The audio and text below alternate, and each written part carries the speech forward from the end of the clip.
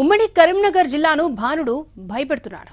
ఎండలకు తోడు వడగాలులు తోడవడంతో జనం ఉక్కిరిబిక్కిరవుతున్నారు. రోహిణి కార్తె ప్రారంభం కానున్న నేపథ్యంలో భానుడు నిప్పులు జరిగే అవకాశాలున్నాయి. ఇప్పటికే వడదెబ్బ మరణాలు సంభవిస్తున్న తరుణంలో మరింత ఎక్కువ ఉష్ణోగ్రతలు నమోదైతే పరిస్థితి ఎలా ఉంటుందోనని అంతా ఆందోళన చెందుతున్నారు. ఉమ్మడి కరీంనగర్ టెంపరేచర్స్ మీద మరింత సమాచారాన్ని మా ప్రతినిధి భాస్కర్ మనకు అందిస్తారు. ఉమ్మడి కరీంనగర్ జిల్లా వ్యాప్తంగా ఎండలు నిప్పుల కుంపటిని తలపిస్తూ ఉన్నాయి. ప్రజలు బేంబేలెత్తిపోతున్న పరిస్థితి ఉన్నది. మే నెల ఆరంభం నుంచి కూడా 44 డిగ్రీలకు పైగా ఉష్ణోగ్రతలు నమోదవుతూ ఉన్నాయి. గత 10 రోజుల నుంచి అయితే మరీ ముఖ్యంగా గత 10 రోజుల నుంచి 46 డిగ్రీలకు గరిష్ట ఉష్ణోగ్రతలు చేరాయి.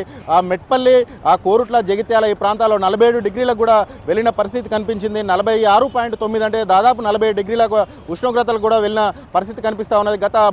గత 3 రోజుల నుంచి కూడా ఈ ఎండలకు, ఈ మండుతున్న ఎండలకు తోడుగా వడగాల్పులు తోడుగావడంతో వడదెబ్బ మరణాలు అనేవి సంభవిస్తూ ఉన్నాయి. 3 రోజుల్లో కేవలం 3 రోజుల వ్యవధిలో అటు సిరిసిల్ల, ఇటు కరీంనగర్, పెద్దపల్లి, జగిత్యాల జిల్లాల్లో 11 మంది వడదెబ్బ బారిన పడి మరణించారు.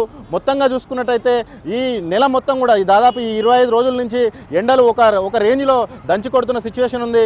రేపటి నుంచి అంటే రోహిణి కార్తె ప్రవేశిస్తుంది. రేపటి నుంచి రోహిణి కార్తె రాకముందుకే ఈ రేంజ్లో ఎండలు కొడుతున్నాయి. జనరల్గా తెలంగాణలో ఒక సామెత ఉంటుంది, రోహిణి కార్తెలో రోళ్లు పగిలేలా ఎండలు కొడతాయని చెప్పేసి. ఇప్పటికే ఎండలు మాడు పగిలేలా కొడుతున్న నేపథ్యంలో రేపు రోహిణి కార్తె ప్రవేశించబోతున్న నేపథ్యంలో ఇంకా మరింత వేడిగాలులు, మరింత ఎండలు కొట్టే అవకాశాలున్నాయని చెప్పేసి వాతావరణ శాఖ కూడా చెప్పింది. మరోవైపు ఈ ఉమ్మడి కరీంనగర్ జిల్లా వ్యాప్తంగా ఉన్న ఇటు జగిత్యాల కావచ్చు, అటు సిరిసిల్ల, ఇటు పెద్దపల్లి, కరీంనగర్ ఈ జిల్లాలన్నిటికీ కూడా రెడ్ అలర్ట్ జారీ చేశారు. 2 రోజుల నుంచి ఒక వడగాడుపులు అనేవి తీవ్ర స్థాయిలో వస్తున్నాయి. ఈ వడగాల్పుల నుంచి ప్రజలు అత్యంత జాగ్రత్తగా ఉండాలి, జాగరూకతతో ఉండాలి, అప్రమత్తంగా ఉండాలని చెప్పేసి అధికారులు చెప్పారు.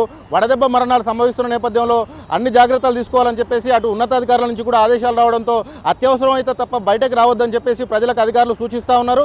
మరోవైపు వివిధ రంగాలపైన ఈ ఎండల ప్రభావం స్పష్టంగా కనిపిస్తుంది. అటు సింగరేణి కావచ్చు, ఇటు పుష్కరాల వైపు కావచ్చు, ఇటు వ్యవసాయంలో ఉన్న అంటే వరికల్లాల వద్ద కావచ్చు, ప్రజలైతే తీవ్రంగా ఇబ్బందులు పడుతూ ఉన్నారు. రేపటి నుంచి రోహిణి కార్తె ప్రవేశిస్తున్న నేపథ్యంలో ఈ ఎండలు మరింత ముదిరే అవకాశాలు కనిపిస్తున్న నేపథ్యంలో ప్రజలైతే హడలెత్తిపోతున్న సిచ్యువేషన్ కనిపిస్తుంది.